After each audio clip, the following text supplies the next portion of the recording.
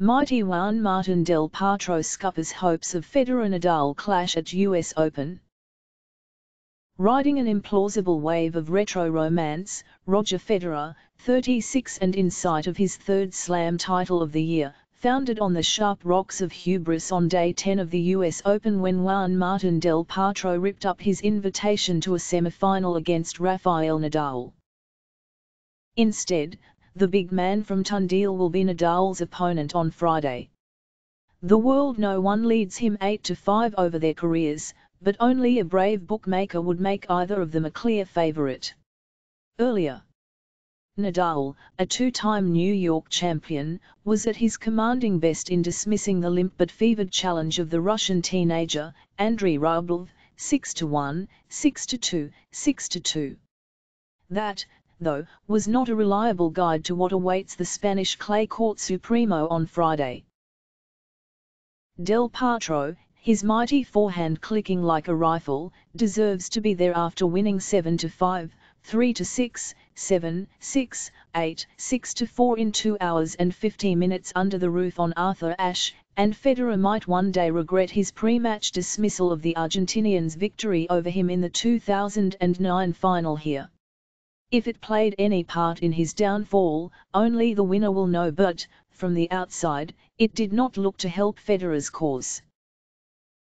Del Potro was 20 back then and has done heroically well to beat wrist injuries and the usual fluctuations of form over the past few years to even be in the mix here. 8 years ago, the world was his. As Federer conceded this week, he might well have gone on to be no one. But he surprised many in his critique this week on their final that year. Del Potro was 20 back then and has done heroically well to beat wrist injuries and the usual fluctuations of form over the past few years to even be in the mix here. 8 years ago, the world was his. As Federer conceded this week, he might well have gone on to be no one. But he surprised many in his critique this week on their final that year. Rarely has someone been damned so completely with faint praise. And Del Potro, fresh or at least reheated from his efforts to come from 2 sets down in seeing off Dominic Thiem, was fired up from the start. If he needed an incentive, Federer had supplied it to him in words. He dug in to take the first set, and a tremor of concern rippled around the stadium among the Federer faithful, as well as those American TV pundits who were torn between craving a Federer-Nadal semi-final, in their first ever meeting here, or the extension of the Del Potro fairytale. From love 3 down in the third set, Federer found enough magic to get to a tie break. And this is where the match pivoted in Del Potro's favor. A set apiece, Federer changed ends 4-2 up with the ball in hand. Del Potro challenged an ace and won the point. Del Potro's right arm was grooving, but the net got in his way. Federer had the set on his racket at 5-4. Del Potro hit long, set point. Del Potro saved when Federer unwisely served to his forehand, then levelled with a huge serve wide. Merker smirked in the box, and smiled when Del Potro double faulted. Husband stepped up, but he put a backhand wide for 7-all. He grabbed another set point. Del Potro crushed a forehand for 8-all, and was at the net to grab set point, his first, with a volley. Federer volleyed long on the backhand. Job done. As they slugged it out in the fourth set, it took Del Potro 5 games to make the breakthrough. Federer's racket oozed a weird mixture of familiar certainty and anxiety. He knows no other way but to go for his shots, and not enough of them stayed legal as Del Potro moved to within 2 holds from victory. As Federer served to stay in the tournament, Del Potro, 5-3 up, thrashed an outrageous forehand past Federer's whiskers at the net before the Swiss held with a whiz-bang backhand that kissed the line. This was high-grade theatre.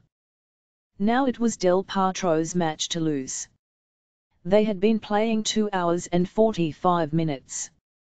The crowd, remarkably, seemed to be equally divided. They wanted more drama, certainly, but the hunger for adinament was greater. Del Potro clipped the baseline with an ambitious forehand for 15-love.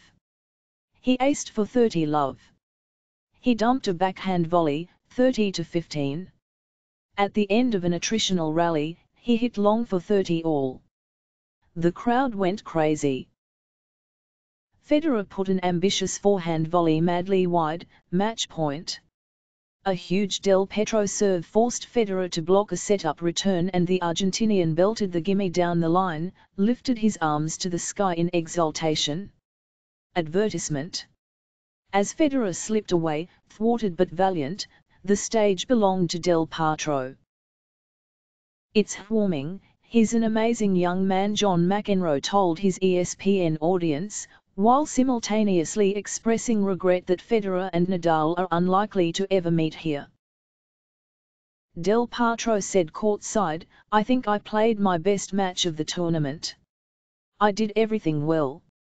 I served well and I deserved to win.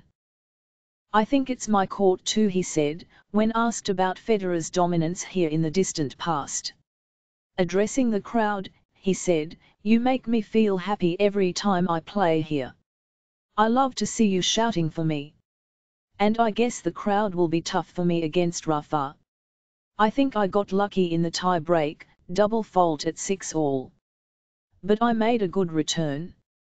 In the first set I played even better."